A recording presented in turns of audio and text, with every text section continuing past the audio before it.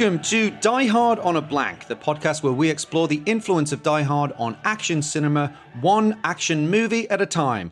I'm Philip Gawthorne, and with me as always is Liam Billingham, and today's film is The Jackal. It's Die Hard in a manhunt movie. Oh, but I like it better as you changed it's Die it. Hard in a manhunt. Wait, what is it supposed to be? I had it as... That's not bad, though. I think that maybe that's more on point. I had it as Die Hard in a hitman movie. Oh, well, okay. It's kind of both, yeah. That's fair. Yeah, we need to decide, though. We need to it's Die Hard in a manhunt hitman movie. Now, suitably Fair to confused, right? You feel this is a very confused movie. I love this movie. We're going to get into it. But before we get into the movie itself, this is a very special episode because it's the 50th movie we've done. Wow. Is that so? I don't think I put that together. You, Adam and Eve, so we have, and because of that, we have a very special announcement at the end of the show. So stay tuned for I'm that. being replaced by a robot. We've got an AI coming in to take my. It's been a long time coming. It's Die Hard in the. Well, he never disagrees with me, so I feel like it's, Nobody knows this, but when we started this project, Phil paid me $1 million and said 50 episodes in, I think we'll have enough data from your voice that we can just have a... Exactly, mine me for the Wayland Utuni Corporation is in charge. They're doing a great job. Let's keep it positive. Let's give you guys a break from the dystopian vibes that we're currently experiencing and talk about a movie recording live from our Cybertruck. We just rove around LA recording in the back.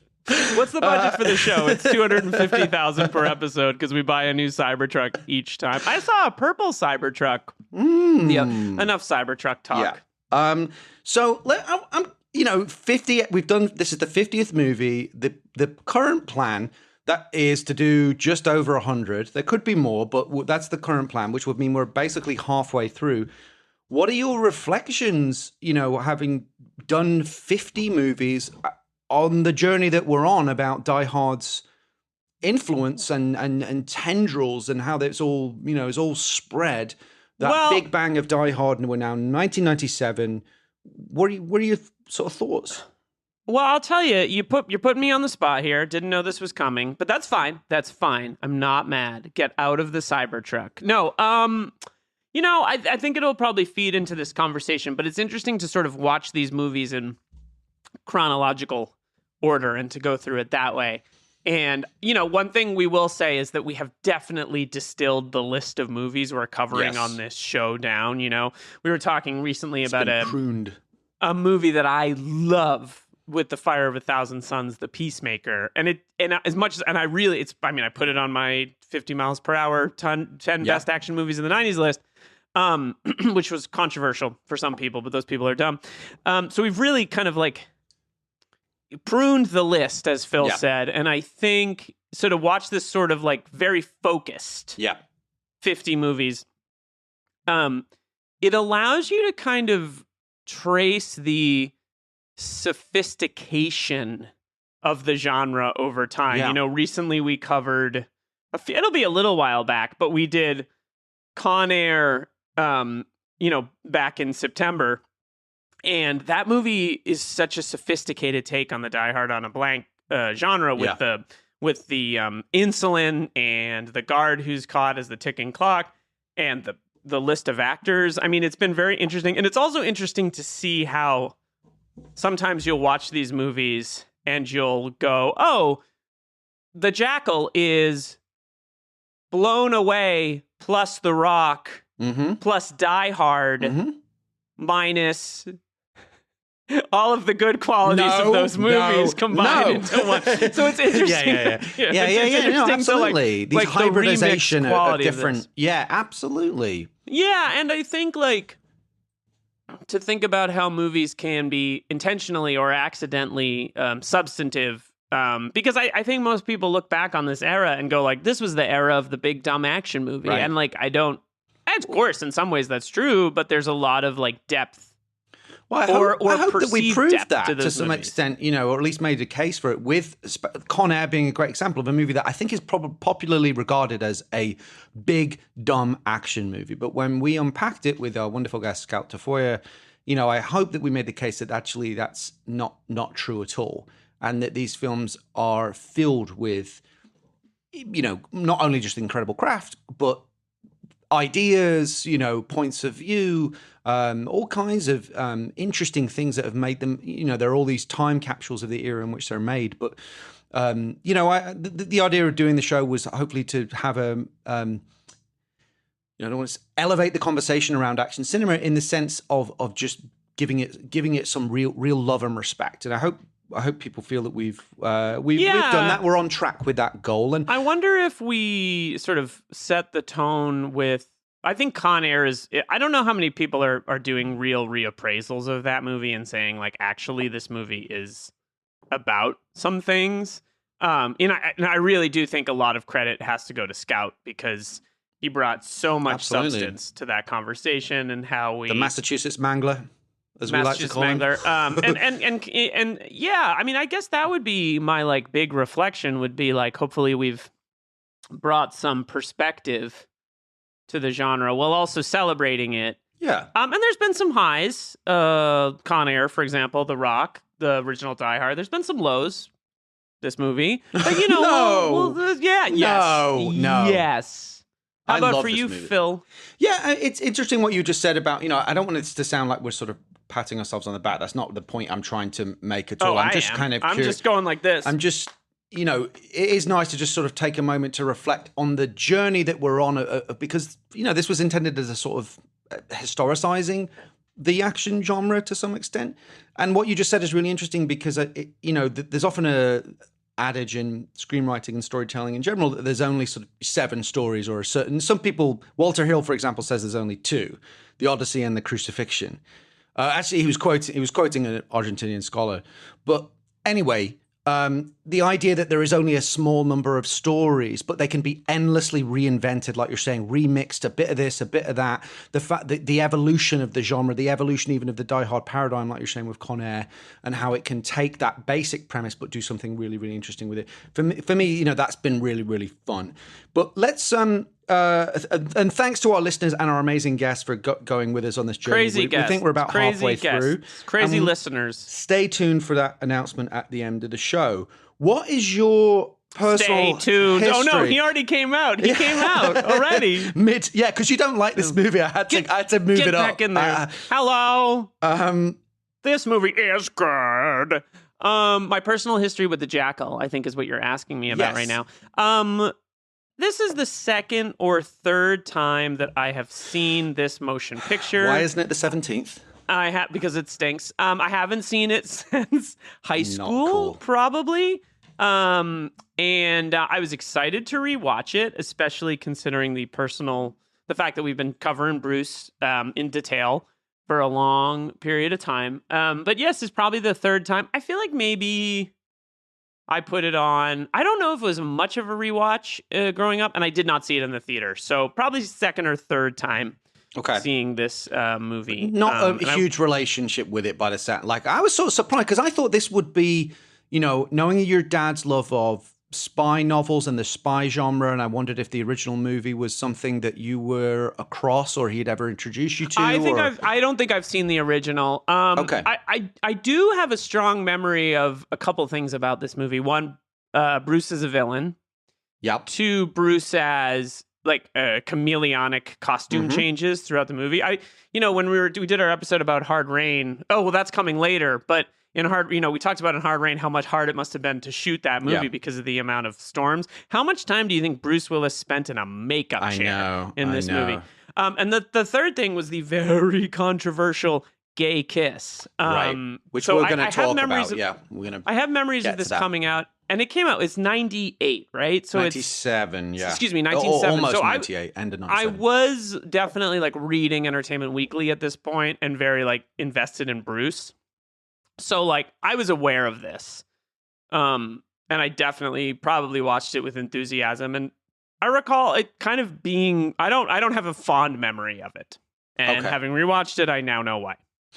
Well, this episode hopefully is going to appeal to listeners who if you either love this movie or you hate this movie, or if you're indifferent to this movie, because I come at it from a different angle, because I love this movie. I legitimately love this movie. I saw it when it came out at the theater with a couple of friends from school, Bryn and Stephen, as I recall, at the local cinema that was still going at that time. I had the soundtrack on CD. It's a great soundtrack. A lot of I think there's like some trip hop on there, and there's a bunch of really cool artists of that era. Bush, Massive What Bush Attack. song? I can't remember. I can pull it up, but I do like Massive Attack. there's some. It's kind of a cool soundtrack for an action movie like this. Kind of rare. So I love it, and I've revisited it just periodically. It's like one of those kind of, oh, this is on cable. Like I'll watch that like every few years, and every time I thoroughly enjoy it. And I have to say for this, and I double dipped because I watched Day of the Jackal this week, the original, which I'd actually never seen, and we'll talk a little bit about that, and this movie because I wanted to compare and contrast and see what it took and how it evolved it. But Now, are you aware of the new version coming out?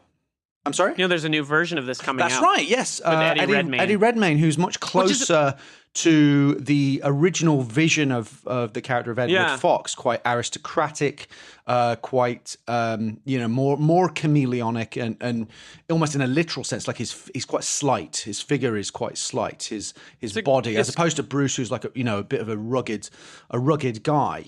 Man, so many feelings about Bruce in this movie. The casting stuff's going to be interesting when we get to it. I've got some interesting stuff about it. Yeah, I do think Eddie Redmayne is a very interesting choice. And I'm happy to see him do something like this. Yeah, I think he's a good actor. I just feel like I'm kind of like, he spent a long time in the Harry Potter wilds. Right. Now it feels like so. And look, to be clear, on paper, this movie should really appeal to me. Yeah, that's why I was surprised that I love political thrillers. I love Bruce Willis. I love IRA and Irish Republic and related stuff. But I one of my favorite filmmakers of all time is Costa Gavras, who made these sort of political thrillers, and who has a new film out. But I mean, I don't know. Yeah, I think there's a stewy hodgepodge and a lot of stilted acting in this movie that really drag it down. Well, I'm going to suggest that we do a prosecution versus defense when we get there, and we can kind of lay out the case for both sides. There is one outstandingly acted scene in this movie that I want to talk about, and there's one absolutely brilliant moment with Sidney Poitier that's very, very powerful. Yeah. I have a lot of thoughts. All right. Well, let's move into our fast facts so we can put this in more specific context. Just pull the Cybertruck over for a second so I can concentrate. All right, I'm going to get a coffee. Okay, you just step out and come back in a sec. Yeah. I don't need facts. I drive a Cybertruck. These are alternative facts. The Jackal was released in the US by Universal on November 14th, 1997, which was about 4 months after our last film, Air Force One, which was July 25th of that year. So we're 9 years and change after the original Die Hard.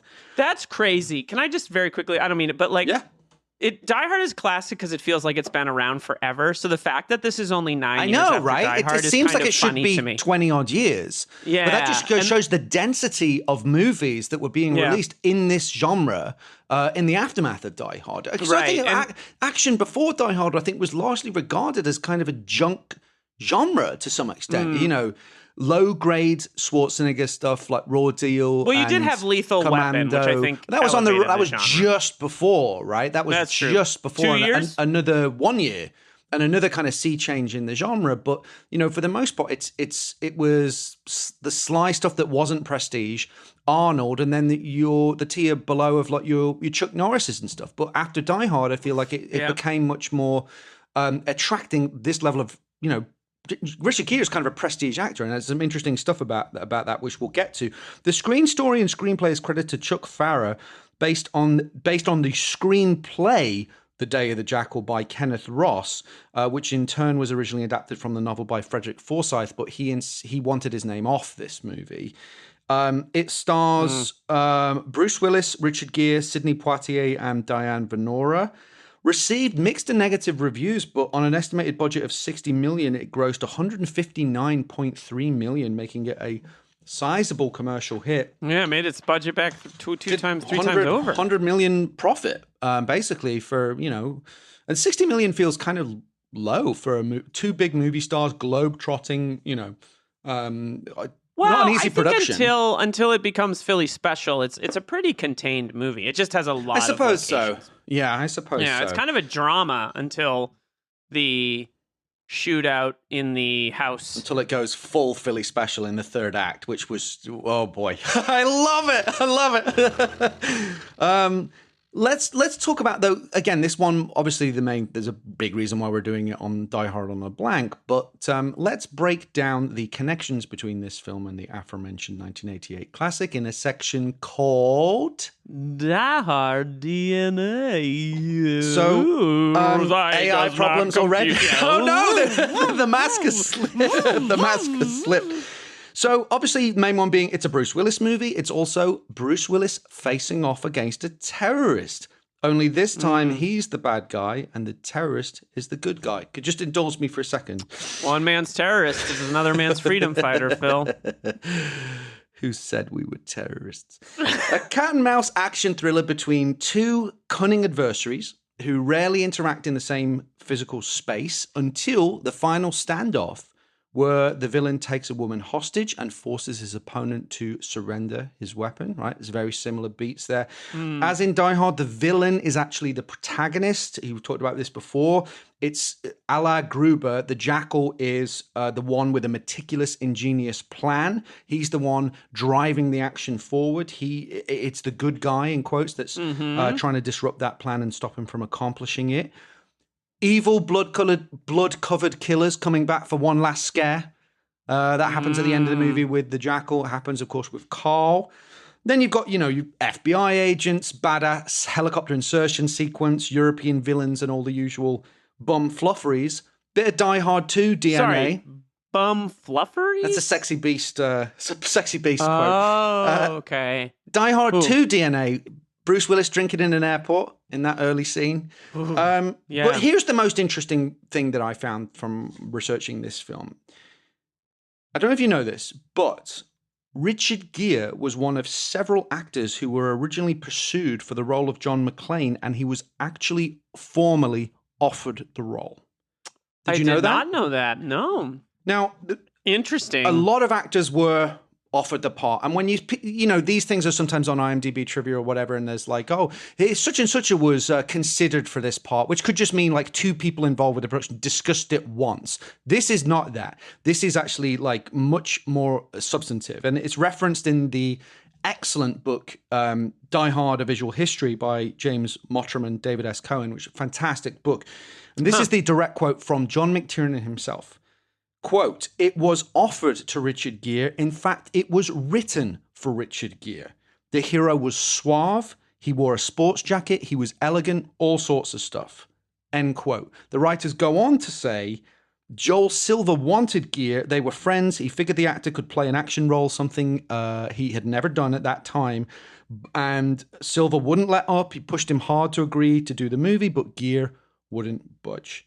So, just as a thought experiment for a second, really interesting. What would Die Hard be like with Richard Gere as the John McClane character, which I imagine would be actually more like the character in the book, which wasn't John McClane, which was a slightly older, slightly more sophisticated security expert.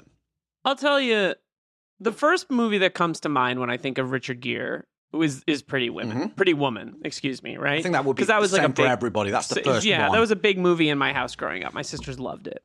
And I thought I think it's a really enjoyable movie while we're on the subject. And it's kind of an interesting movie that, straddles that late 80s, early 90s, the grit of the 80s matched with like the excess of it. It's an interesting movie.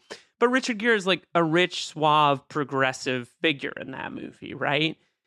And he gives off Richard Gere is like a real handsome guy, like a real clean cut. You think? Dude, I do. I think he's very handsome. Yeah. And I think he's a largely a very, very good actor and a very principled person. Yes. I'm a huge Richard Gere fan, by the way. Yeah, totally. In general, I really, and Officer and the Gentleman was a big Bill Gere Billingham fan. movie. Yeah. So like I get it, and I like his Breathless remake. Even though that's kind of sacrilegious, that's an important movie for those of us raised in the age of Tarantino. So actually, I think, let me try to put this, distill this down. What Bruce Willis brings to Die Hard is so specific that it distracts from his performance in this movie. Which is to say, Bruce Willis, and this is partially Die Hard, gives off this like working class ethos, right? He's like this like handsome but not pretty looking guy. He's smart, but he's not articulate in the way that like not an intellectual might be. Yeah, he's street smart and he's people smart. And I think Bruce Willis, I've said this before, is one of the great people to watch think in movies, but he's not, forgive me for being simplistic, he's not thinking about like Play-Doh. He's thinking about like the situation he's in, right? And he's looking around. And I think Gere would have brought thinking about this part, Gere would have brought like sort of a tortured intellectualism to John McClane. Gere doesn't seem like a guy who's a New York cop. He just doesn't give that edge off. He gives off like he could almost pull off a more sophisticated version of Dwayne T. Robinson, right? He doesn't give off the like, or even Gruber. If you're talking about elegant he could jackets, be Gruber. like how well dressed he was in like American Gigolo, because he looks like a model.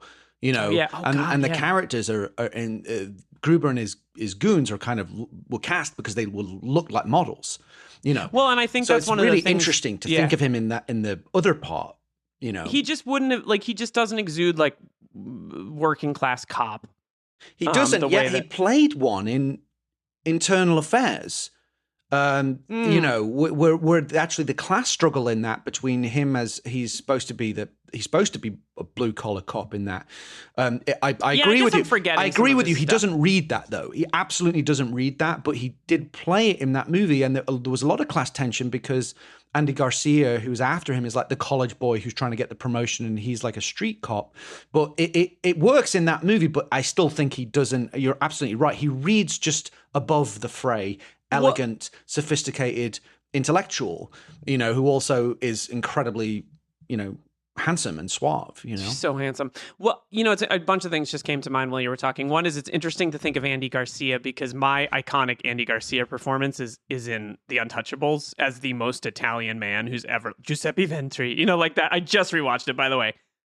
Maybe the greatest movie ever made, absolutely. But he is, the highest level of craftsmanship imaginable in a Hollywood movie. Anyway, so it's interesting to think of him there. I think part of this reputation is that this is 8 or 9 years after Pretty Woman too. So Gere's sort of iconography has changed a little bit. So it's, excuse me. So it's different to imagine that.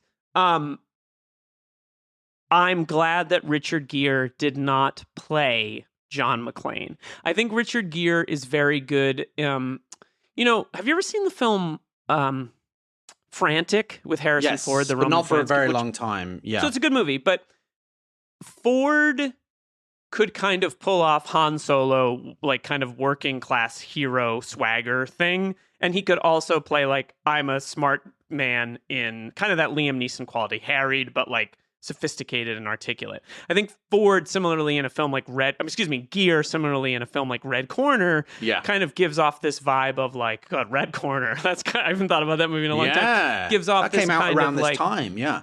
Yeah, he can play a diplomat, or he can play a sort of a guy forced into action. He's closer, in my mind, in theory, to a Stanley Goodspeed than he is a John Mason, which is interesting because he's the John Mason character in this movie. Yeah, it's just so interesting. It's just another example of an actor that is like kind of, very respected, critically well-liked actor for the majority of his career, has had significant big commercial hits as well. But like Jeff Bridges and Johnny Depp and these actors that weren't necessarily, equated with the action genre, they suddenly said, well, let me take a stab at it.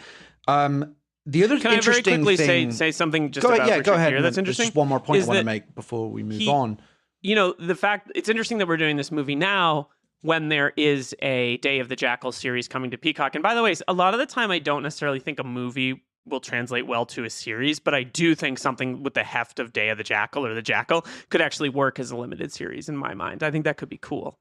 The second thing is Richard Gere is probably about to get some attention because he's starring in Oh Canada, Paul Schrader's new movie, where he plays kind of a Paul Schrader sort of figure. And that it kind of brings him full circle professionally because he worked with Schrader early on in his career.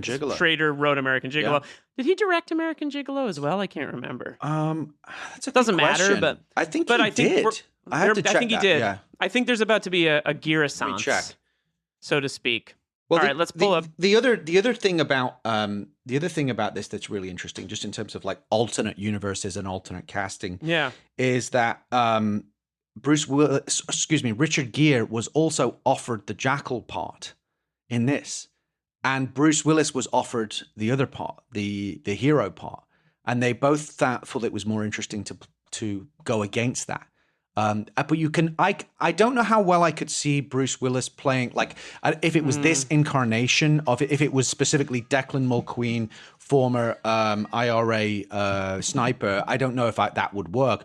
If it was some other iteration of like a guy pursuing him, I'm sure that could absolutely work. But I can 100% see Richard Gere in the Jackal part, especially if you look at the original movie.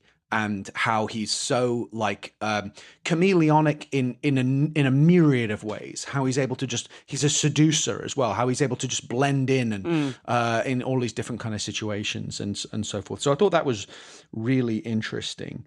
Let's dig into this in a bit more detail with Anatomy of an Action Movie after this quick break.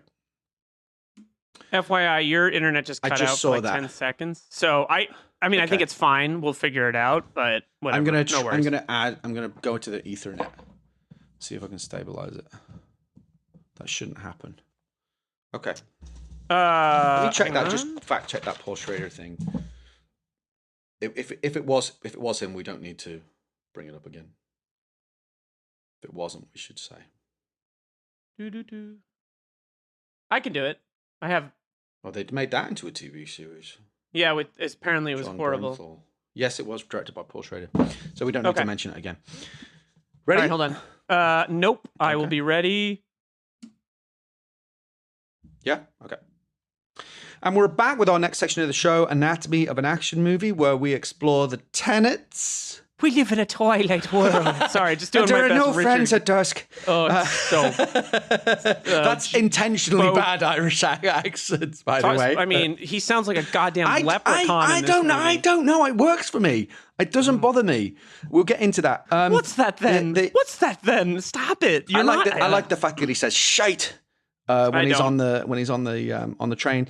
The premise is the first tenet of Anatomy of an Action Movie, and the premise of The Jackal is as follows. So, after an FBI raid results in the death of a vicious Russian gangster, the mobster's aggrieved brother hires an elusive international assassin known as the Jackal, Bruce Willis, for a retaliatory killing against a high-profile American target. But because so few people have ever seen this wily hitman in the flesh, FBI Deputy Director Carter Preston, Sidney Poitier, decides to bring one of the Jackal's former cohorts, imprisoned IRA sniper Declan Mulqueen, Richard Gere, onto the task force assigned to stop him. And the ticking clock is, can Carter, Declan, and the team track down and take out the Jackal before he completes his deadly mission? So I'm wondering if we start with whether we go prosecution or defense first. Do you have I'm gonna extend you that courtesy. Do you want to go first or second to speak to the jury?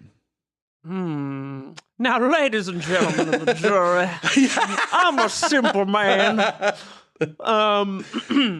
I'm going to put mustard I want on to my hear tie. your. Like I want to hear Dustin your. Hoffman in I guess Runaway I should Dream. prosecute first, shouldn't I? Yes. Okay, go for it. Yeah, you go ahead. Sorry, I'm thinking. Ladies and gentlemen of the jury. Ladies and gentlemen, now I'm but a simple film podcaster.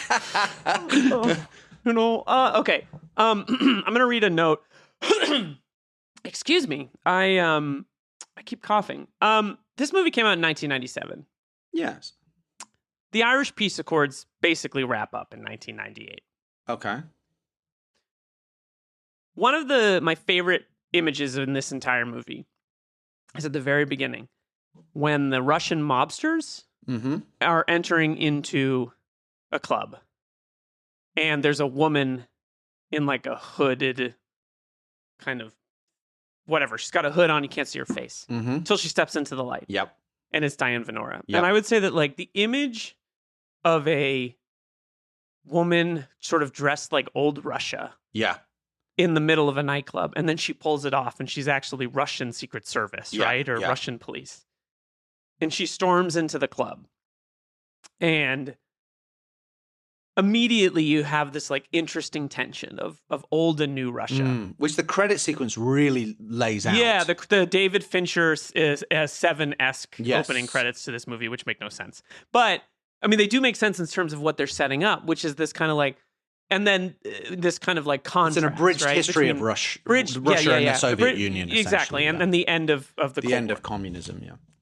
And the Russian mobster, played by David Heyman, is like, oh, I forgot this market economy, and he just throws money at Diane Venora, and she slaps it out of his hand, and it results in this shootout. And like instantly, I'm in. I'm like, this movie kicks ass. Because it's what I'm interested in. It's like what are the conflicts after the classic end of history kind of conflict, and then inserted into the middle of this, the villain is very Gruber-esque because he's not operating. Which villain are you talking about? The Jackal ultimately. Okay, inserted into this movie. Okay. The Jackal is this like international. Doesn't have an identity. He's like, he doesn't have a cause. He doesn't have an ideology. He's just there to kill people and make money, right? And the fact that he's American, I think, is a huge misstep because it's again, like, I think Bruce is like very miscast. I think he's good in this movie, and I think he's very miscast. I don't disagree with that. We'll get to it when we get to that section, yeah.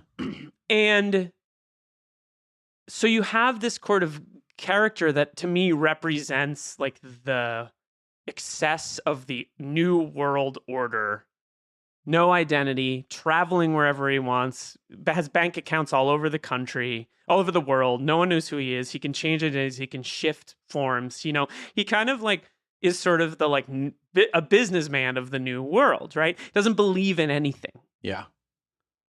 Amorphous. Yeah. And there's a moment, and then contrasted against that, you have these sort of like ex-freedom fighters. You have Gere, also miscast, as an Irish former sharpshooter who's now in jail in America for arms sales or something. Trafficking. And then you have his ex-lover who's Basque. So you have these sort of two freedom fighters, right? And what are they fighting against? They're fighting against a guy who has no code, who has no ethics. And again, like, I'm very, very, very interested in that. Yeah. Combined with the fact that you have Diane Venora, also miscast, because the accent is so unbelievable. I'm sorry. It's like, it's so stilted, and I love Diane Venora. I have to take issue with you. She's great. She's great in theory. You have this woman who's kind of like not taken seriously in her own country. And then finally, you have a black FBI agent who has this very, very provocative moment. And I wish the movie did more of this, where he thinks that Gere is about to like shoot them, like he's going to take the gun. And Gere opens his shirt and he has torture wounds. And a black FBI agent, law enforcement, seeing a guy with scars all over his body and saying in this like very broken way, "I apologize." It's amazing. It's an amazing scene. It's the best scene it's one of the best scenes in the movie. But what makes it amazing as well. He's amazing in that scene. what makes that the sort of setup of this movie is you have all these people who've had to literally fight for causes, whether it's independence, it's equal rights, and Poitier in that moment as a civil rights, hero and actor, and as a trailblazer, it's. I just had it's a very dramatic. I was trying to pull a blind close and it popped up, and that's now I'm bathed. You're light. Killing my flow. Sorry, no, this is great. I love this. I'm going to pull this down. So, you have these sort of four figures who who have. Oh wait, sorry. That's okay. Cybertruck had a minor fender bender. It happens, yeah. No, this is great. I love this. I love where you're going with it. You have these four figures who've lived in history, and they're opposed to a guy who doesn't live in history, who's like the product of a new age, right? Right. And one thing that I think that is interesting, you don't get was the Jackal a KGB agent? Was the Jackal a CIA asset? I think they said a KGB asset, I think they say, at one point. An asset can mean anything, right? Like, doesn't pin you down. But the problem is that the movie keeps hinting at. There's a great line that Valentina has where she says, like, no dead faces come to wake me when I go to sleep. And I'm like, I want more of this. I want more of the trauma of these, like, people who've lived through modern conflict. The problem is, and this comes up more than one time. At one point, Poitier says to Richard Gere, like, this is a manhunt, not your cause. Yeah. And there's this sort of implied argument that, like, good guys have a cause, bad guys don't. Mm. And that, again... Yeah, there's an explicit conversation about terrorist. That. Yeah, one man's terrorist is another man's freedom fighter. Mm-hmm. But the movie does nothing with any of it. Mm. There's nothing about the IRA conflict. There's nothing except the hinting at the Basques. It's also, this movie also was made at a time when, like, Ireland is going through a peace accord, and it's like, it's tense. It's not like, and it feels like it's all removed. The movie feels like it takes place at imagining the end of the Irish civil aggression. Like, it almost feels like, he says at one point, like, it's not my war. And it's like, it is actually, because it's still happening, right? Like, we're not out of it yet. And so the fact that the movie sets all these things up, but never does anything with them. You know, there's a moment towards the end of the movie where this movie actually made me like Blown Away more, which is a movie that keeps growing on me. Yeah. Where I was thinking about that a lot too. Willis takes a woman hostage and she screams. And the movie is screaming in that moment for a flashback to Gere, like on the street in Belfast. Like, it needs substance. It needs some psychology. The relationship between the Jackal and Gere, when he, like, slow-mo turns around at the boathouse, like, who cares? They have no relationship. There's nothing established. Like, there's no actual connection between these two characters that's played out. And while I agree with you that, like, what Die Hard does so well is Rickman's Bill Clay. And, like, you know, you have this dramatic irony in that we know something that Bruce Willis does not know. Another chameleonic character, by the way. Totally. Like an adaptive, amorphous character, able to literally pretend to be somebody else to serve his ends. Yeah, but you believe Gere as an international terrorist. You really do. The problem is this movie doesn't actually, Rickman, they don't actually create, Rickman, excuse me. You believe Rickman as a, right. This movie doesn't do anything to actually establish that. And it doesn't even to take, like, really history into account. One of the things that I really dislike about the ending of this movie is when Poitier and Richard Gere are at the gravesite. Yeah. And Poitier says, like, we still don't know who this guy is. And Richard Gere, in his leprechaun accent, goes like, "He's just evil." It's like, no, like, I want to know who the Jackal was. Like, it's a huge mistake, because the idea of a figure who's like, I'm just going to make money and kill people and travel the world is really fascinating. But the movie, again, like, it doesn't capitalize on the Basque stuff. It doesn't capitalize on the IRA stuff. It has this moment, Poitier looking at the torture scars on Gere's chest that are, like, potentially powerful. But at the end of the day, I just honestly think that, like, Bruce Willis, who I think does pretty well. I mean, he's such a good actor. His movie star charisma compensates for his miscasting, in my opinion. It just doesn't get there.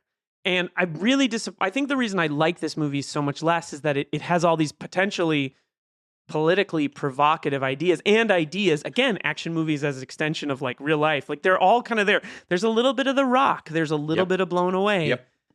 But it doesn't go anywhere with any of it. And there's something sad in that, like, Gere can't really go back to Ireland. He can't be with this woman. But, like, at the end, it's like, oh, I'm just going to escape. Like, they didn't go deep enough. I think they're distracted by Bruce Willis as a villain. They're like, won't it be cool to watch him wash a car again? Like, go watch David Fincher's The Killer if you want a blow-by-blow process about a hitman. Right. Go watch that movie. Great movie. It is really, really good. Loved it. I love The Killer, but this movie is confused about what it's about. And so therefore it's not really about anything. And Gere and Willis are woefully miscast. Okay. I think in this movie. The prosecution... Ladies and gentlemen of the jury, the prosecution rests with your... now I'm here Ladies for the and gentlemen of the defense. jury, the prosecution rests. What's that then? Shut up. So I think that's all really, really, really fair. And every time we've had a disagreement about a movie, I've loved, like, your counter arguments have always been, you know, excellent, and you make a great case. And I like that you're not just sort of that you really thought that through as an argument. And I can't disagree with your critique. So it's not about who's right or who's wrong. I'm just going to tell you my opinion. This movie fucking rocks, right? Okay. And it's not just on the superficial level. Everything you've said, I think, is absolutely fair. I find this movie I find it really engrossing. A lot of people found, you said yourself, you found it kind of boring. I like the pacing of it. I like the way that it's sort of we're doing this little vignette and then we're going to dissolve to this one. I think the characters are all really, really interesting. I love Diane Venora in this. I think she's fantastic. I'll get to her in a bit and we'll talk individually about each character. So I won't go into too much detail, but I really, really like, in spite of potential miscasting, potentially you could say both the leads are arguably miscast, but I love both of them. I think they're both terrific. But what I would say that I think this film is about, and I don't disagree that maybe it doesn't go into it deep enough, but I do think it is there, is that it's about the idea of honor among warriors. And I think it's worth noting that Chuck Farrer is an ex-Navy SEAL himself. Actually wrote Navy SEALs, the movie, and also wrote another film that we discussed, and we talked about this a little bit on the episode with Kyle Brandt. He wrote Hard Target, which is also about an ex-military veteran, and some of those themes of, like, honor in conflict, right? In that film, Lance Henriksen and his group of mercenaries, they only hunt veterans. They're like, we won't just hunt any, Joe Blow. Like, they have to be a worthy adversary. As evil and twisted as it is, they have their own moral code. I think that's what this film was at some stage trying to explore. And to your point earlier, what I think is really interesting is there is this idea that, like, a cause. And there's an explicit conversation between the Declan Mulqueen character, the Richard Gere character, and the Basque separatist character, Isabella. And I think Poitier and Venora, I think, are in the scene. She's saying Declan had a cause. He was all passion. He was fire. Right. This guy was ice. And to your point, it's basically saying on a moral level, that is considered lesser. And it's the idea that with the Jackal, because he doesn't stand for anything, doesn't have a cause, doesn't have a country, is therefore able to move through the cracks, to be a ghost, to cross borders, and to just be purely capitalistic in the way that Gruber is ultimately revealed to be.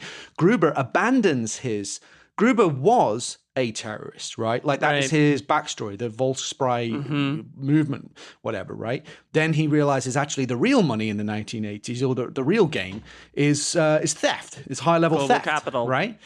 So the Jackal has made the same, opinion, seemingly. He must have at some point been involved in espionage in some capacity. If he was a KGB asset, we don't know whether he was ex-CIA, which would be logical. That none of that's ever talked about. And I don't disagree that your comment about the epilogue, it does feel a bit throwaway. It's like, well, we never know who he was. Who cares? Fuck it. It would be interesting to actually have a dossier that was like, so this is who he was. His name was Richard Cross. He was in the CIA. He was a Marine. He was this. He was that. Like, it could be a really interesting moment to tell us, but there's also a great argument to say that's part of the mystique of the character, is that he is an enigma and that he is a blank slate and that he is just evil. But I don't love the writing in that particular scene. They also cast the wrong actor for that. Yes. No, that's not a Bruce problem. He's too characterful. Bruce Willis. Let's save it for the hero. Yeah. Let's move into the hero. Let's start with the villain. Then let's start with the villain, Bruce Willis as the Jackal.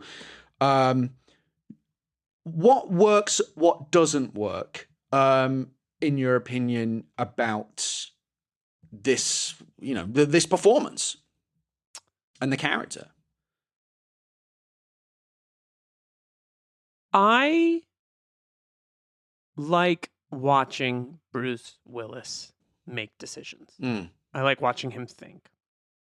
I like him observing the Canadian businessman in the airport who's, I don't know what the cocktail he's having is, but the idea of just an airport cocktail, delicious.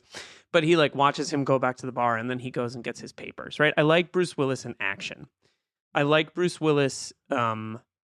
I like watching Bruce Willis be like a chubby Canadian, like look like Philip Seymour Hoffman in Charlie Wilson's War, like in this disguise. Right. I like seeing him do hot out there, eh?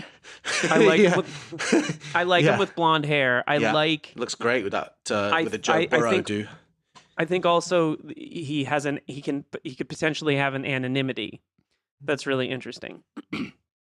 What I don't believe in Bruce Willis is him being like, wire it to my Luxembourg account and puffing on the cigar puffing on the cigar and London like sipping private whiskey bank. and watching Jackals on TV in Helsinki.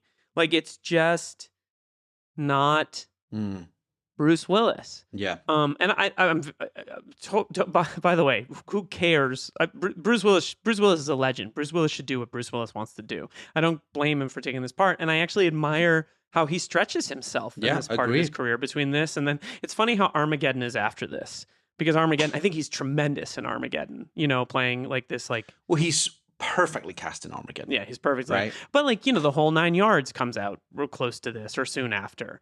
And I think Bruce was playing jazz at this point in his career, trying to do a bunch, do things that he was well known for and also like take some risks. Yep. 12 Monkeys isn't, is a couple years before this. But he just, if this is supposed to be like an espionage thriller where we're kind of attracted to the killer's, the terrorist's lack of identity or whatever, what have you, I just don't really buy him as this like suave, sophisticated international terrorist. Yeah, it goes back to what we were saying before about just it's difficult to overcome how an actor reads. Like Bruce Willis reads blue collar, rugged, distinctly American, as opposed to a sort of worldly, well-traveled guy, like East Coast, very specific. Bruce Willis, it's like he had tremendous range within a very narrow corridor, if that makes sense. Yeah. But he couldn't expand beyond that corridor generally, unlike someone like you just mentioned, say, that's why I think of if someone, it was like Phil Seymour Hoffman, who you just mentioned, or a Joaquin Phoenix, or a Christian Bale. God. Actors that actually are transformative and chameleonic in their work, playing this part would make more sense, because the other thing that I think this film struggles to overcome, and this is a chronic issue, this is why I didn't watch The Saint, which I think this is very parallel to, until my wife recently forced me to watch it, and actually bad movie. I quite enjoyed it. I quite enjoyed the romance of it, but what I have a real problem with is the master of disguise thing. To me, always reads like Austin fucking Powers. It's just like a crappy. It's like if you ever watched Undercover Boss. And they're like, no. They did a particularly terrible one that was like Celebrity Undercover Boss. And they come in, look like Bo Selector, like this big, thick, ridiculous latex. And it's like, oh, is that Gordon Ramsay in a hideous, caked in latex? It's like, this wouldn't convince a child that it isn't who they're supposed to be. I'm amazed with Undercover Boss how tacky and rubbish their disguises are and how obviously fake they are in many, many of the cases. So I think it's not just the makeup ain't gonna do it. It has to be a chameleonic actor as well, and the makeup enhances the performance. But Bruce Willis to me is like the Canadian sort of Putz character, just feels like almost comical. performing. You know, rather than, but the other roles that he plays that are more suited to him are like fine, but he isn't a chameleon, Bruce. He is what he is, and it's awesome. But I don't. You know, the film has there's a bit of a tension with him struggling to overcome some of those things that inherently work against you with that master of disguise bit that some of these spy films try and do. I wonder. So that's interesting because there's a movie that I don't know if we're covering it that comes out later that Bruce Willis features in, where they make I think a baffling choice with one specific feature on the character's face, which is Joseph Gordon-Levitt wearing the Bruce Willis nose in Looper. Right. Which I think I love that movie. Yeah. I just rewatched it. It's excellent. It's great. But you don't need to make Joseph Gordon-Levitt look more like Bruce Willis. It's fine. To that point, there's one really great scene in this movie, besides the Poitier moment to this point, which is the scene when Bruce Willis calls Steven Spinella, great actor, great American theater actor, to when he's in DC, he's the gay guy who he kisses in the bar. Right. And I do think the Jackal is actually supposed to be gay. I do think he reads that way in the film, which is an interesting choice. But Bruce calls him on the phone. He's like, "Hi, Douglas," right? And it's a little cringy. Yeah, it's cringy now because he's like quote unquote playing gay. Right. But he goes to his house and he's like in business mode. Bruce is, and the guy shows up and he's excited. He's like, "We're gonna go out. We're gonna have a good time." And Bruce is so cruel. Yeah. And he's just kind of like looking at him and like he's eating the Korean food, and the guy's like, "I thought we were gonna go," and he's like, "Yeah, maybe later." And it's like this is the sociopathic moment in this movie. And then Bruce shows up on TV. And the guy sort of sees the TV out of his corner of the eye, and Bruce kind of goes like, and he picks up the gun and he kills him. I think that scene is great. But what's key about that scene, he's not wearing disguises. He's just allowed to act. And so I wonder if they just had been like, put on a baseball hat, put on glasses, like change your outfit, but like not necessarily like make the hair blonde, add a wig, whatever. Like maybe the one I can't bear is like the businessman with the sort of ponytail and the sort of goatee. It's very bad. You're right about the Austin Powers thing. Yeah, you know, it's just it's hard. It's a hard thing to overcome if you don't do it well. And I think this film does maybe 60% of it pretty darn well. But some of it for me, I just find a bit like that does. The Bruce Willis thing is very Austin Powers territory. But to your point, one of the things I do love towards the end, especially because I think this film gets better and better as it goes. It has a very strong opening, and then there is like a lot of track to be laid, which is inherent to the story of Day of the Jackal. It's all about his preparation and the Rube Goldberg of his mission and setting up all of these technical. Yeah, that's what the original film is as well. Right. But the bit to the point about him thinking, I love watching Bruce Willis's face when he realizes that the mission is starting to go wrong.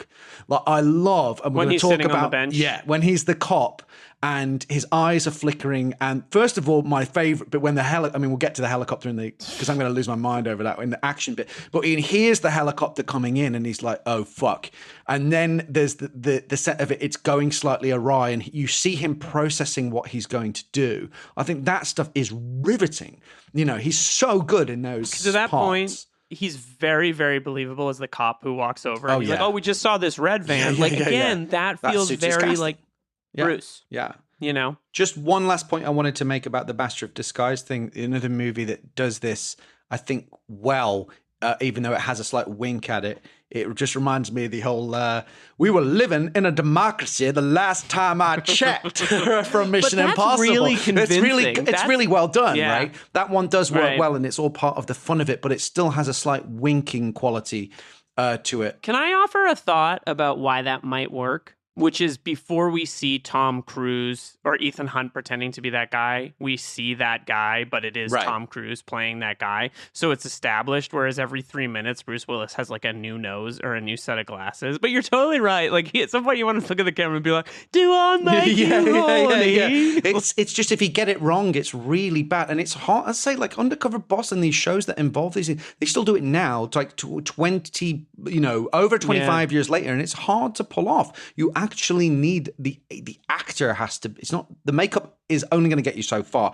Let's talk about the Wait, real quick. Are you an Austin Powers guy? I don't know if I can. I would say I like the movies when they came out. I've never revisited them. Put it that way. I got to tell you, man. I rewatched Austin Powers recently. They're fucking great. They hold up. They're really funny, and they're like. There's one part I actually was where he's like, the first "At one. last, the capitalist pigs will pay for their crimes. They come." Like he thinks that the Soviets have won, and he's like, "At last, the capitalist pigs will pay for their crimes." And they're like, "Austin, they lost," and he goes, "Yay, capitalism!" And he asked for like some really small amount of money as well, doesn't he, Dr. Evil? Like $1 million. And they're like, yeah, sure, it's right. It's very clever. And now you're making me kind of want to rewatch it.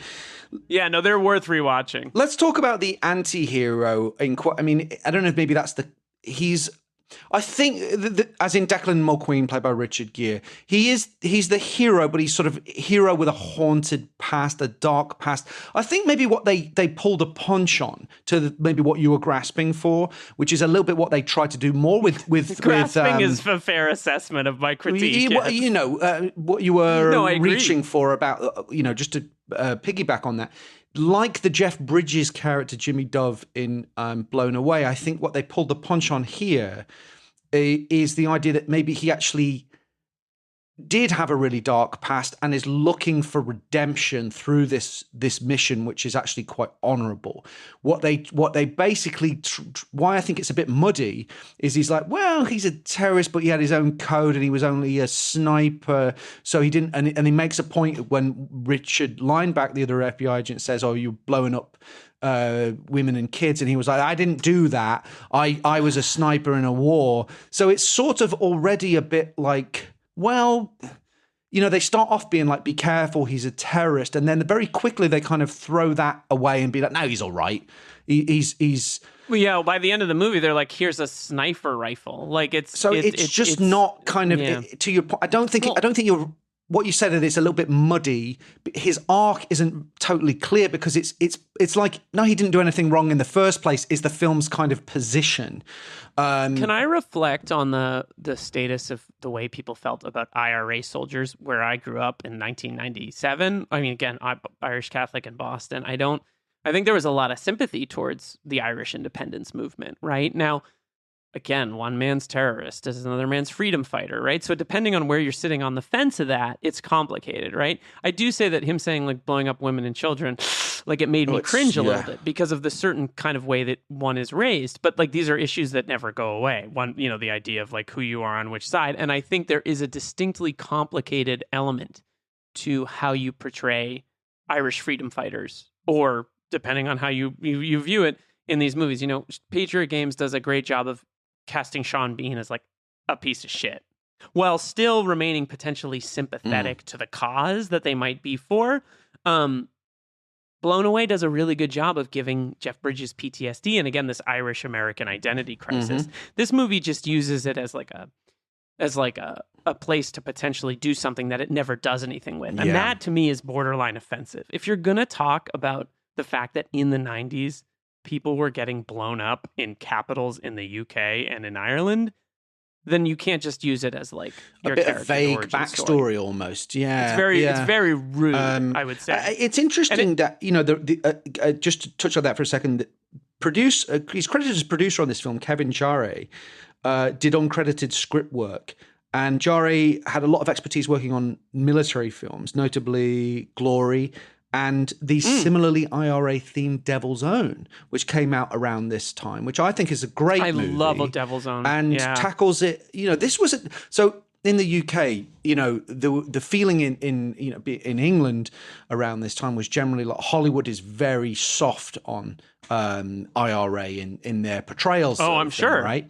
Again, I'm not going to get into any of the politics one way or the other, but that was just, I think the cultural perception was that it made people quite uncomfortable that there was a sort of soft pedal approach to the portrayal of IRA characters and potential glamorization. I mean, these beautiful actors, Richard Gere, Brad Pitt, playing these characters, but I think Devil's Own is much more like sensitively handled portrayal of the and actually starts in Belfast, and it's Alan Pakula, right? So it feels like it's a really robust political thriller director, right? And this movie doesn't. This have movie that doesn't juice. have. Yeah, it doesn't have a Pakula. It's not as interested in. I think the original writer, and probably Kevin Chai as well, are really interested in it. I'm not sure Michael Caton Jones is as interested in it. I think he's interested in trying to get the movie going. He said that he wished he was more involved in the development phase, and he felt it was always too long. And I actually do think this is. I think it's well directed. I do like the way that the movie moves, but especially compared to the original film, which we haven't really talked about. But let's just say I think the positives for Richard Gere, because I actually, that stuff aside, the icky stuff of it aside, I genuinely think he's terrific in the movie. I really, really do. The accent thing doesn't bother me at all. I actually think his accent's really good. And maybe that's just my deaf English ears. Can I? But I mean, can I offer what the problem? It's not the accent. It's the lines. It's the Irish speak. It's the Irish and I think English people have a different sort of vernacular and a vocabulary and different slang and different words they say, right? And so like it's just hard to buy a Richard Gere, noted American actor, being like shite. Like they just like there's a bit of like leprechauning, as I'll call it, that goes on in these kinds of roles. And I think that, like, I'm trying to think of who would be a good, I mean, who would fucking kill this part? It's Daniel Day-Lewis. Oh my gosh.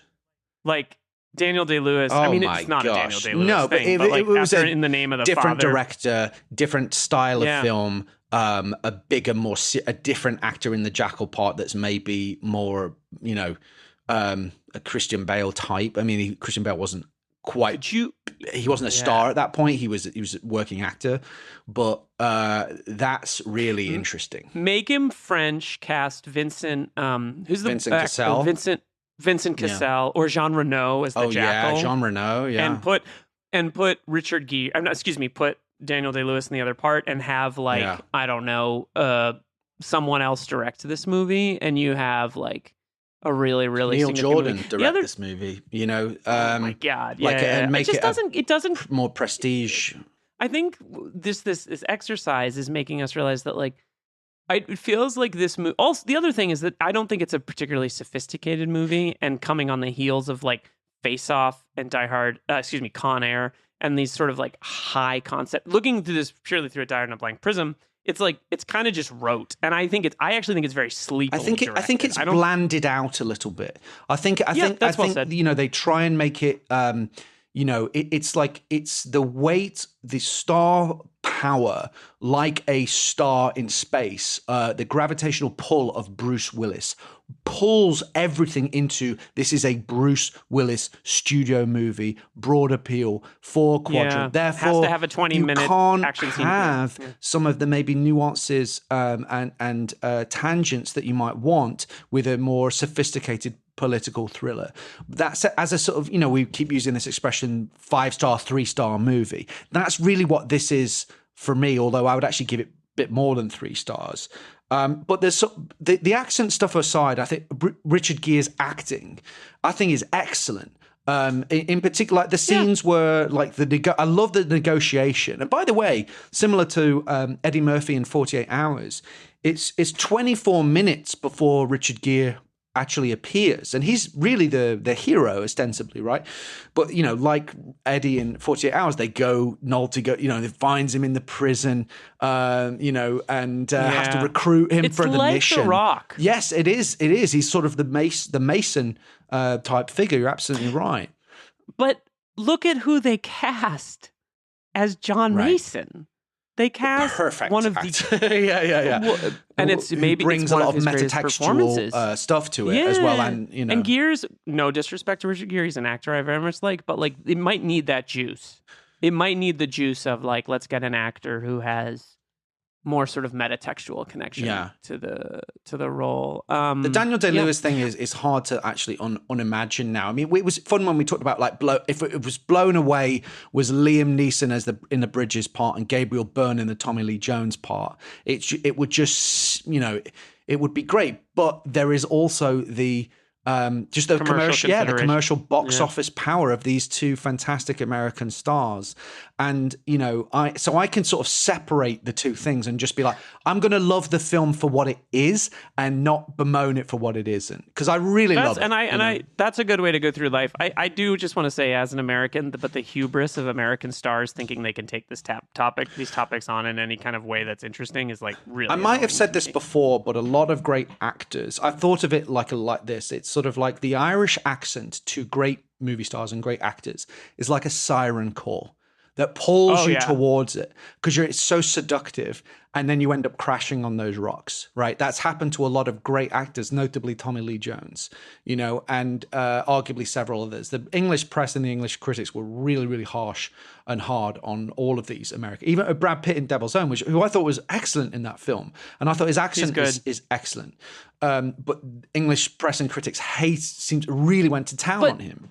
You know, for that. Again, and I really like Devil's Own a lot. I really like that movie. I think it's very tragic, and I think it's very powerful, and I think it's a great Harrison Ford thing. But part of the issue is an American actor like Brad Pitt going, it's just like... Yeah, it's like an uncanny valley issue. Let's talk about who you could argue is actually the real hero of this movie, Sidney Poitier as FBI Deputy Director Carter Preston, who I think is brilliantly cast.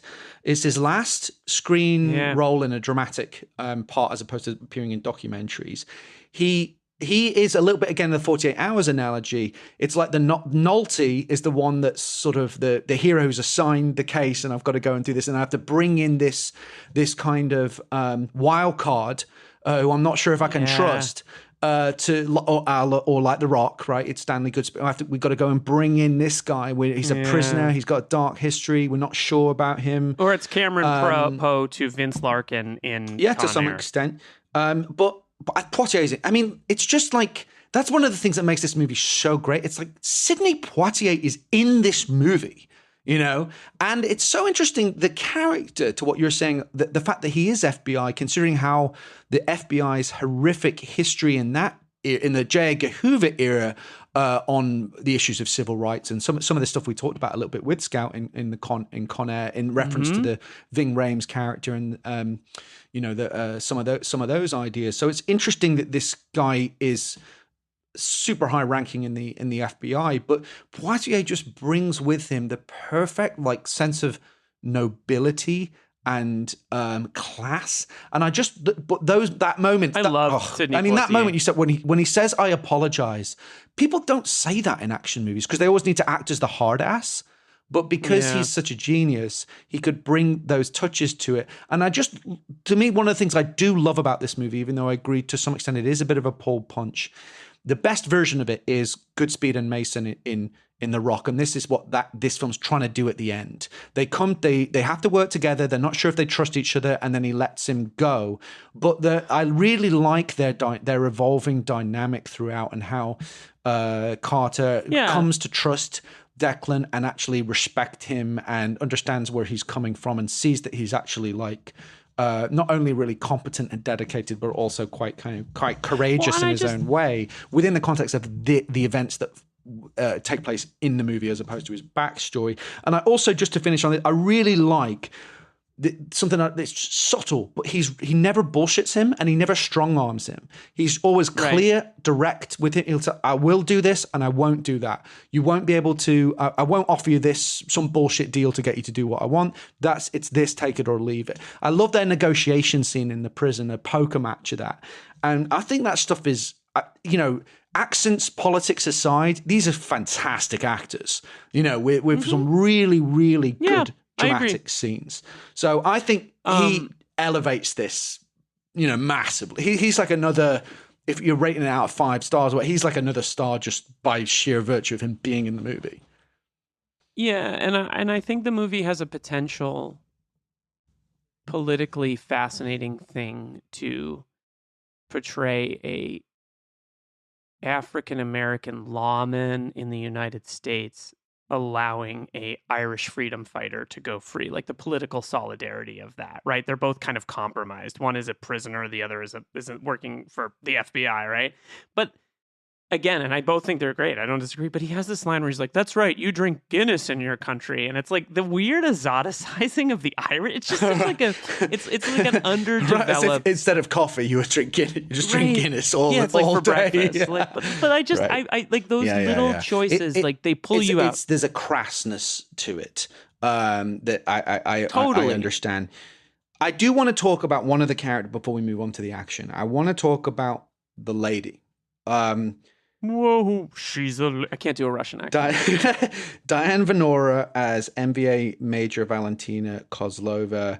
I was really quite shocked and hurt to hear you take a shot at her because I want to do Venora cast. I'm here's the thing. Obsessed with Diane Venora in this era. I think she's an amazing actress. I think she's an amazing actress, and I think she actually should have had an action franchise. I totally think she's great. I just think, again, it's like,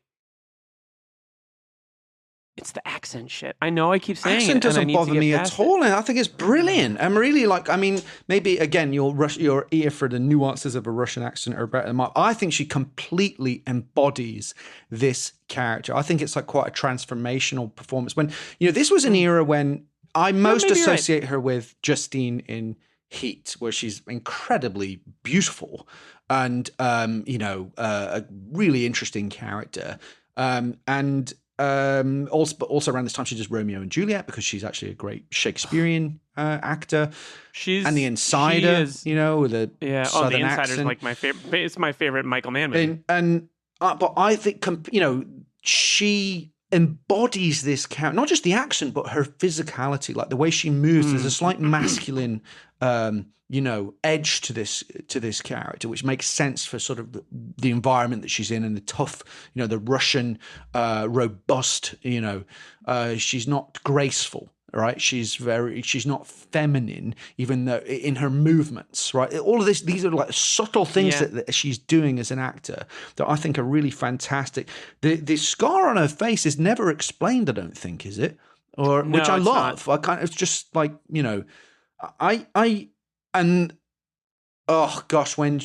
spoiler alert. When she dies, I find it so heartbreaking. That's a good scene. I think Bruce is really good in that scene too. That whole sequence is superb, and I love Diane Venora. I think she's absolutely awesome and is brilliant in this film. So yeah, maybe this is the one place where I'm like missing something. I'll be fair to conclude because I do really like Diane Venora. I don't know. Maybe it's that it's been 30 years and it's just.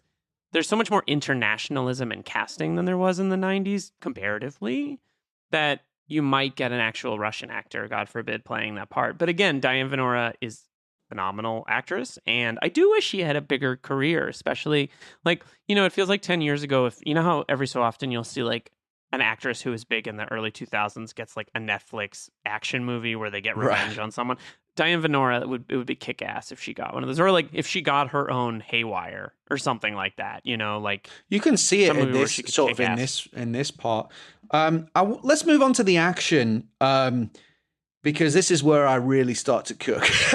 Or for me, the movie is cooking. But before we get to the final act, where I'm going to, lose my mind, the Jack Black scene. Can we talk about this scene? I think that is absolutely incredible. The giant gun in the field. And one of the things I loved about it was I read that Jack Black was given direction to just be as annoying and irritating as possible to Bruce Willis, right? And you see it, and it makes complete sense because every line is like, I hate this character, but the performance is so alive and strong. Remember this moment when Jack Black was in action movies? He's in this. He's in Enemy of the State. Yeah. There's just this, and he always plays the nerdy computer guy. He hadn't quite popped yet. It wasn't really till High Fidelity that he really punched through. Yeah. But he actually has a small part. This is one of the great things about my hero Tony Scott. He has a part in The Fan as the guy who answers the phones in the radio station for Ellen Barkin. And Right. but then he gives him a bigger part in Enemy of the State. This is something the Scott brothers would do a lot. They would look after their boys. They had like a little company. They'd look after their people, and it's like, you show up for me in this one and do a small part, and the next one I'm going to give you a bigger part. You know, so he was on the rise. But I'm going to ask you to just holster your cynicism for resist the urge. The last act of this movie is fantastic. As soon as that shot comes down, right? This is, by the way, the helicopter insertion sequence. The helicopter is a Sikorsky CH-53E Super Stallion Marine Heavy helicopter. When that drops into frame, my soul is out my body. I love that whole sequence. Something I've always loved in movies. This is literally the elevated version of it. Michael Mann has this in a lot of his movies. The good guys racing to the scene of the crisis. Mm-hmm. True Light, Heat has it. Manhunter has it. True Lies has it in a similarly epic way with when they're on the helicopters and the Harriers are flying in.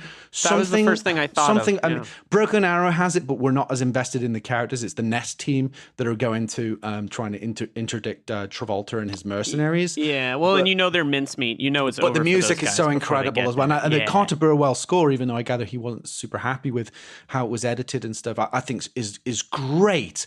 But that part of the movie is where this really, really sings. And it's a challenging thing structurally. And when we should also talk about the original movie for a second. The whole of you said you haven't seen it, right? Is that right? Maybe years and years and years ago, but it's been a while. So it reminded, when it started out, it reminded me of I was like, oh wow, this really slaps. This is like French Connection 2 shit. It's just like a really I like French Connection too. Frankenheimer would have made a great version of this movie. Yeah. I mean, he kind of made his own version of it with Ronin. Well, that's the problem. This is Ronin adjacent, Well, and I mean, Ronin, someone tweeted the other day that Ronin, which is 26 years old this week, is better than Heat. I saw that tweet. And I was like, I think I agree. I have to say, whoa. I can't meet you there, but I love Ronin. Well, I think Ronin is actually why watch this movie when Ronin exists, to be totally honest. Because it's awesome, and it has a Sikorsky CH-53E Super Stallion helicopter racing to the scene of the crisis. That's why. Ronin has all of this post-Cold War confusion stuff done at such a high level. Well, that's a David Mamet script as well. So, on top of everything else. Well, and a fucking legend. And, by the way, directing it. IRA stuff going on in that movie with Jonathan Pryce and Natasha McAlone, right? Ronin's awesome. I'm increasingly convinced the greatest movie of the 90s. I love it. I love it, love it, love it. Because it makes no pretensions to being anything more than a crackerjack action movie. And as a result, it is so much more than just an action movie. It's great. It's fantastic. We're talking about this movie, though. So the one of the things I also love, though, about shooters. They shoot each other dead. The last act of this film were not just the exhilarate. For me, I find it really exhilarating. First of all, the rush to get there and intercept him and stop the assassination. The fact that Poitier is the one that actually saves the First Lady physically by going into the line of fire. And he's old to dive in the right, and you sense that they don't try and shy away from that. He's old and he hurts himself in the process of saving her. It feels like very real. The nature of it's not just like one shot. Going into the original Day of the Jackal, the whole film. This is what the film is broadly trying to replicate. The entirety of Day of the Jackal. It first of all, it has very, very strong and specific political context. It's about Algerian, yes. The battle to separate essentially Algeria and a group of radicals that are opposed to Algeria getting its independence. So they hire the Jackal, and the whole film is all about the Jackal doing that painstaking, methodical preparation, piece by piece, very sort of procedural. Right. And as a result, for me, look, it's a brilliant movie, and the ending and the beginning and the end are incredibly strong. But it is a little dry by modern. It's like 225. It's by in modern that era. standards. Exactly, it's in that 70s era of it's slightly hard for a more modern audience. That's why I think this movie is a great take on it. It keeps certain things, including the half now, half on delivery thing, and that's a trope in that. That's how I charge as a the freelancer. whole, And I just yeah, right. But the whole energy of both films, they're all structured to build and build and build with a lot of almost tedious preparation. To then get to like, it's like Domino Rally, right? You know, remember that game where you set up all of these little, set up all of the dominoes in intricate and complex ways, and then you flick one and they all start rolling down and it becomes this sort of spectacular moment. That's to me what the energy of this last act. And then it's like building to that. I love the switch of the energy is all about the Jackal is on the front foot, but then once they go in, the team go in and Declan and the team go in, it's now Declan is hunting the Jackal, and and the Jackal is on the back foot trying to escape. I love that whole sequence. For me is absolutely fantastic. I love it. So I think the action in this movie is great, but it's that's why you need those structurally, because there's such a long gap between anything happening. That's why you need that Jack Black, the flashy Jack Black scene where the gun, you actually see what this gun can do and how like terrifying and awesome it is at the same time. So I think the action in this movie is pace. It's more like the pacing and the structure of it than like brilliant action sequences or stunts, but just, you know, them abseiling down, go, go, go. I'm like, oh, yes, yes. So, you know what you made me just think about is Top Gun Maverick and how that movie does a really good job of setting up the final mission. Yes.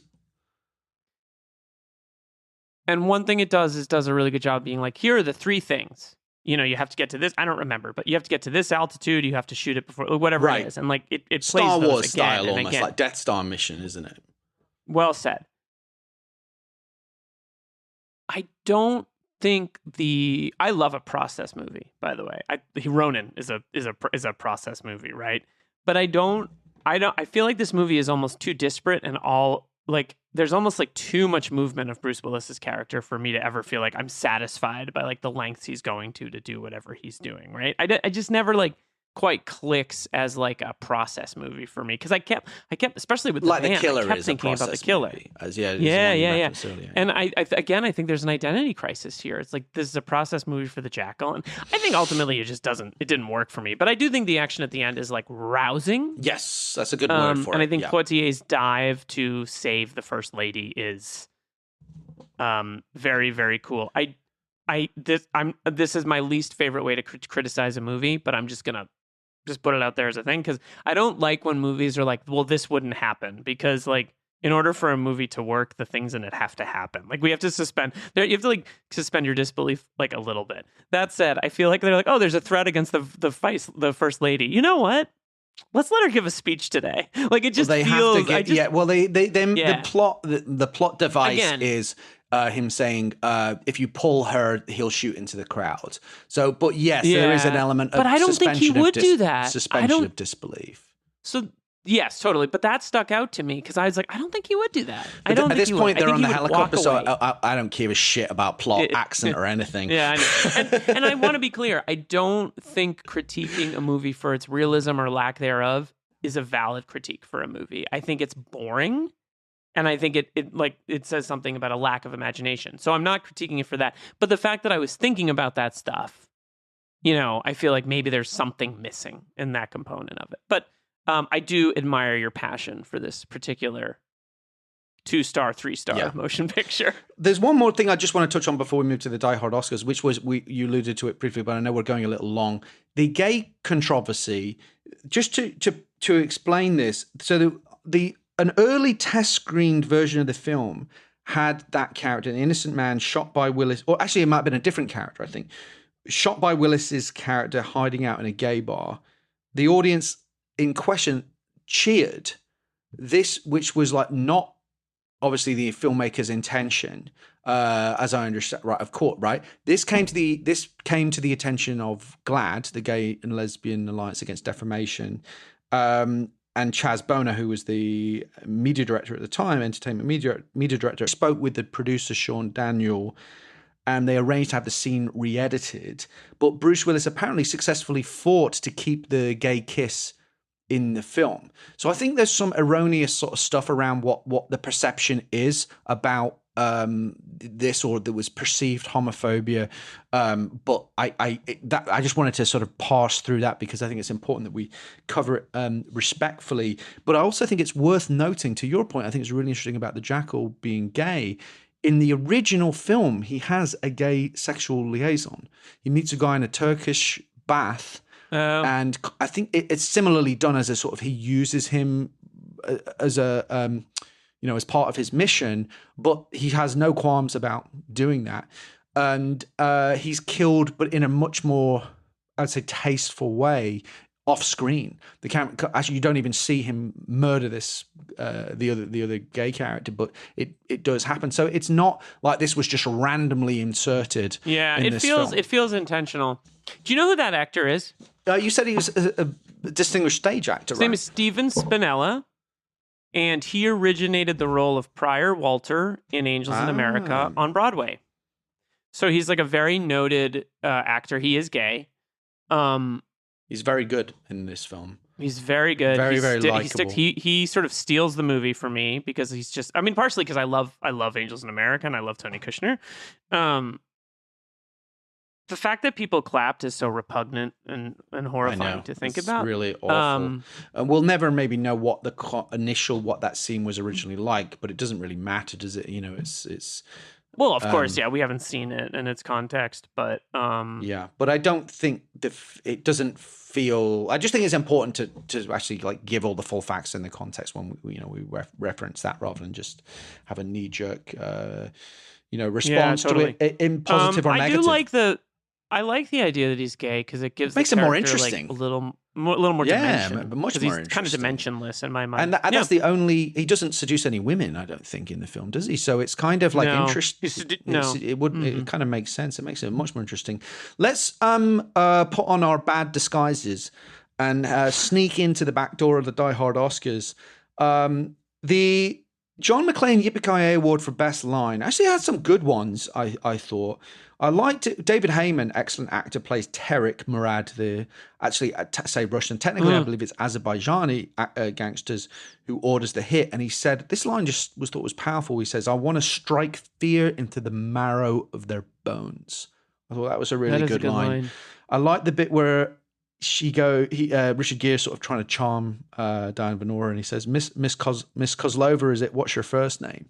And she goes, Major Kozlova. Bring on the spall, baby.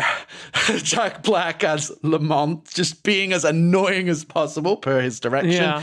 And then Bruce Willis going, I'm going to have to speed test it now. So run. I think that's it. It's the speed test it. Fucking line. Great. Yeah, it's great. It's really, really good. Bruce is great in that scene. I would agree with that. Such a good. He's having fun in that scene. The Hans Gruber Exceptional Thief Award for stealing the film. Pretty tough category. Sidney Poitier as Carter Preston. Diane Venora as Major Valentina Kozlova. Jack Black as Lamont.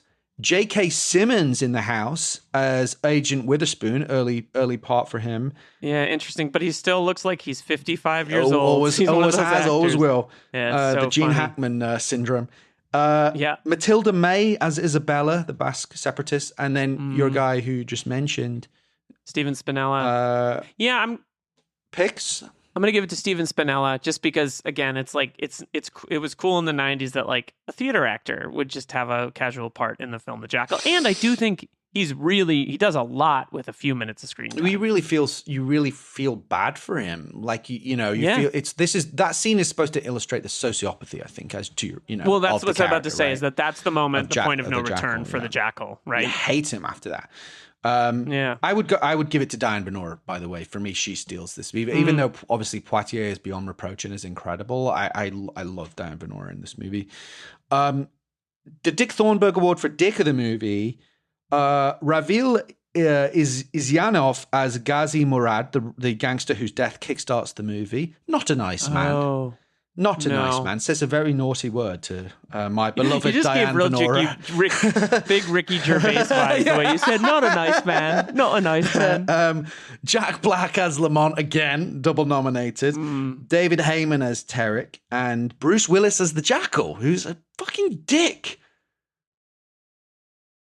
just to give Jack Black. No, actually, no. Let's give it to Bruce Willis. We'll give it to Bruce Willis because it's Bruce. Bruce needs an award. Okay. We miss Bruce. Best death is Marco here. Oh, no more table. Next time you have a chance to kill someone, don't hesitate. I went to get coffee the other day, and there was a scarcity of places to sit, and I suddenly burst out with "No more tables!" So you can apply it at any point in your life. I've got 5. Valentina killing Ghazi in self-defense in that opening scene in a nightclub, like pretty cool scene. Jack Black getting absolutely annihilated by the world's biggest gun. That part's gross. It doesn't fuck around, man. No. McMurphy, played by Richard Lineback of Speed fame. I thought that was going to be a trivia question. Well, I knew you'd have it, so I have to think 2 moves ahead. Getting shot from under the stairs. The Jackal killing Valentina by shooting her through the sofa. And the Jackal's final comeuppance where he's shot by both Isabella and then Declan. I might go with Valentina. It's the That's a good scene. It's the most moving Personal. scene. The best death for sheer violence Jack rocks Black. is Jack. within movie violence fucking rocks. blown off. For me, it's Jack Black. But the best scene of actually a genuinely well acted, moving scene, which she says to him, like when Declan kills you, think of me, and it's powerful stuff. Let's take one last quick break and then wrap things up with the Double Jeopardy trivia quiz. And we're back with our final section of the show, the Double Jeopardy trivia quiz, where the scores can really change. 3 quick quiz questions for you, sir. Question number 1. And for the listeners at home. Which Die Hard on a Blank all-star and Andrew Davis regular, seen in previous Die Hard on a Blank films such as Under Siege and The Fugitive, has a brief role in The Jackal as a Washington, D.C. police officer?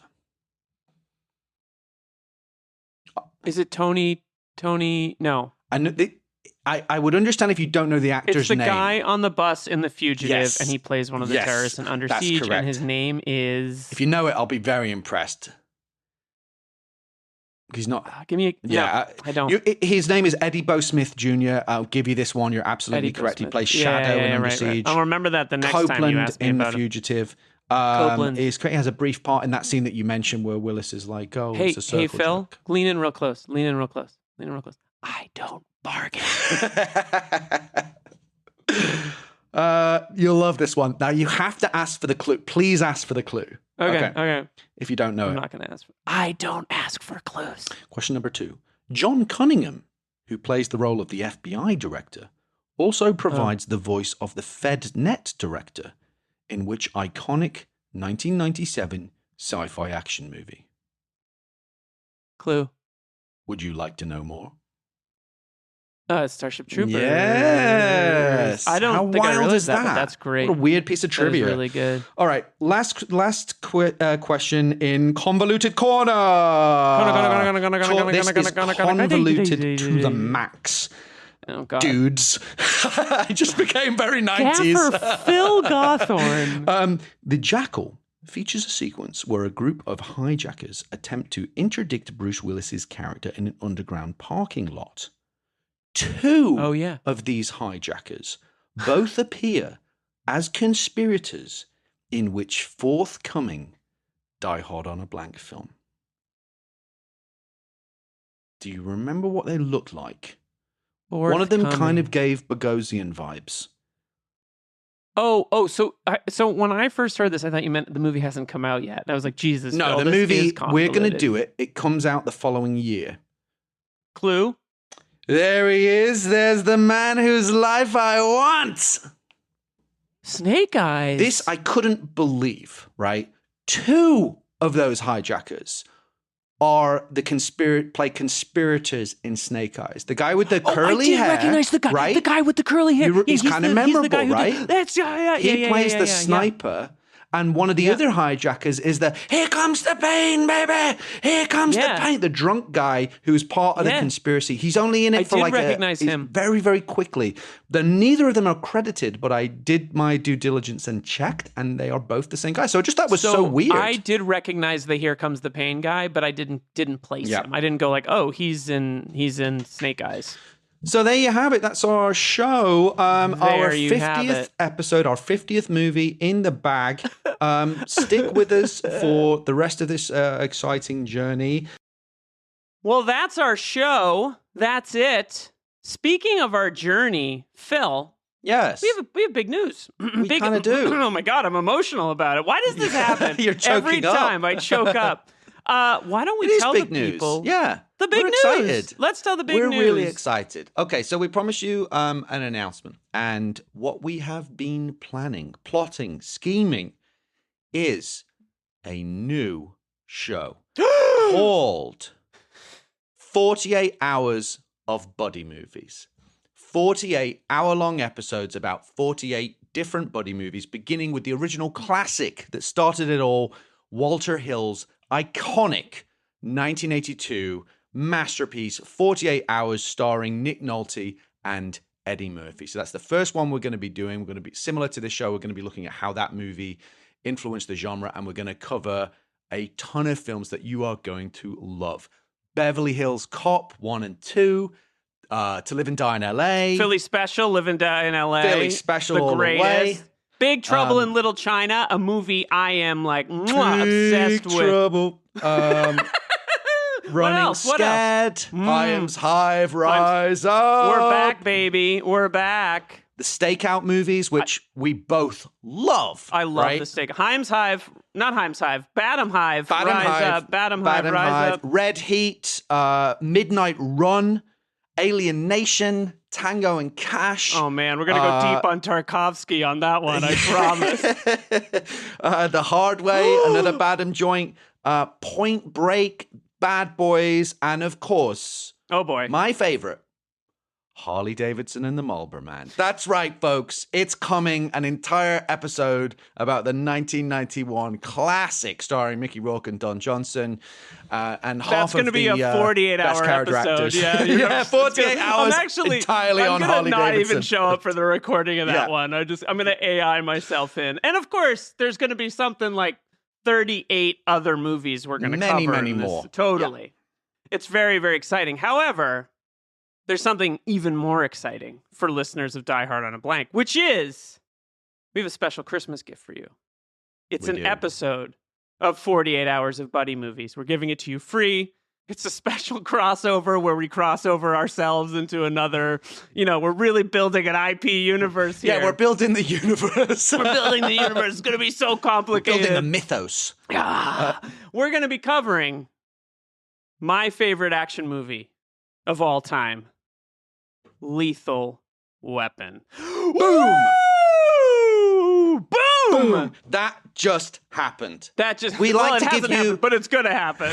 We like to give you a Christmas gift every year. Last year it was Home Alone with Paul Shear. This year, Liam gets the Christmas Weapon gift. with Liam Billingham. Phil, is Lethal Weapon a Christmas movie?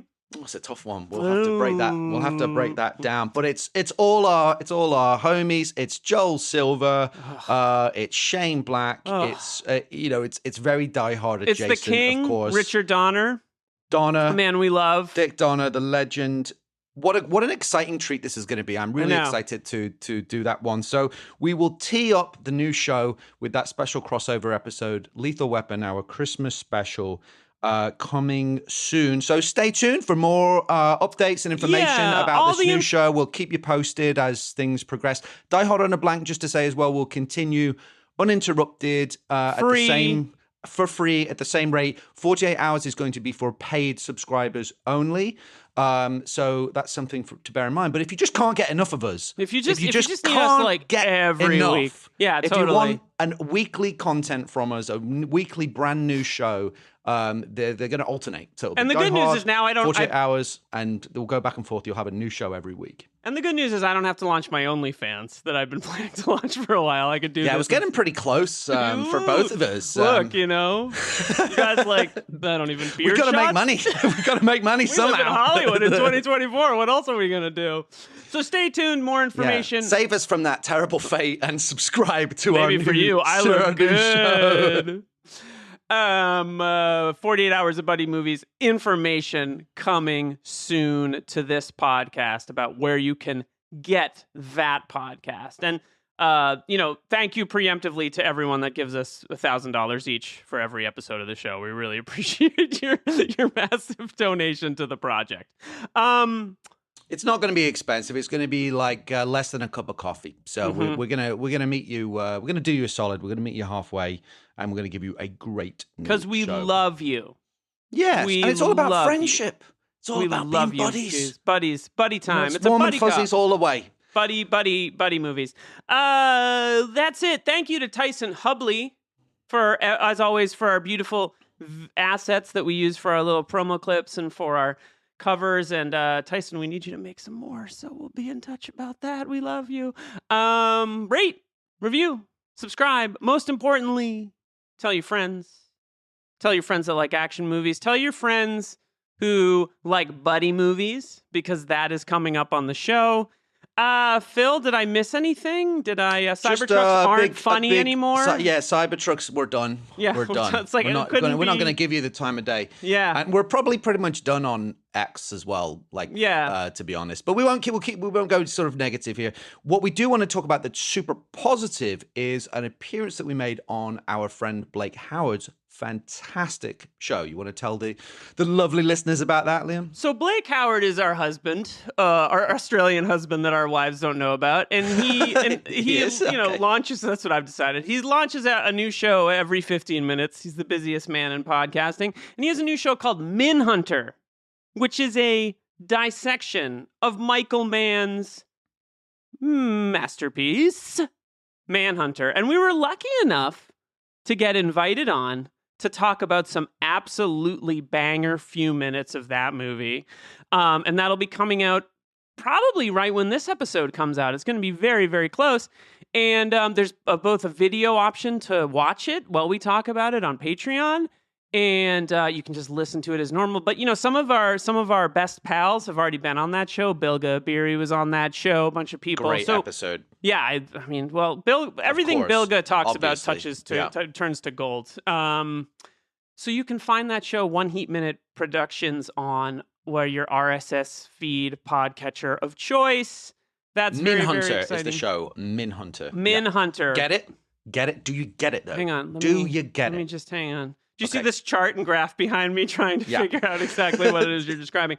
Speaking of positivity, let's keep the positivity vibes going. Can I read a quick review? Please. This review is a few months old, and I apologize to George Gals for not reading it sooner. But in August, George gave us a 5-star review. Oh, and thanks, he said, George. I know, I love him. The title of his review is My Favorite Movie Podcast. These guys are a great listen, great mix of banter and movie talk. You don't need to be a movie geek to love hanging with these two. Give it a listen. Well, George. Thank you, George. We appreciate that. I think you probably do have to be a movie geek, to be fair, but we appreciate the idea that we could transcend that with our I like the idea that nerddom. people that are really into sewing are really into the show. You've got to check out Die Hard on a Blank. It's where all the non-movie geeks are hanging out. Yeah, right. Thank you, George. We really appreciate you taking the time to write that review and for continuing to support and listen to us. So thanks. Next time on the show. Next time on the show, Chris Tapley returns in hard rain. It's Die Hard in a flood.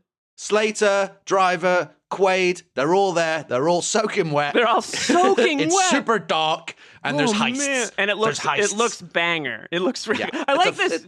Audiences can't see this, but I like they your can't see me, heist but I'm selling it. All right, well, we got to wrap this up. All right. That's it.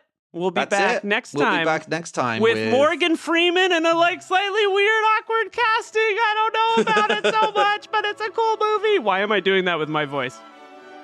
Die Hard on a Blank is a podcast created and hosted by Philip Gawthorne. Liam Billingham co-hosts and produces the show. Mike Mayer and Michael Sugar are the executive producers. Find us on Twitter and Instagram at DieHardOAB. Rate, review, follow the show wherever you get your podcasts. Most importantly, tell your movie podcast-loving friends about Die Hard on a Blank. See you next time on Die Hard on a Blank.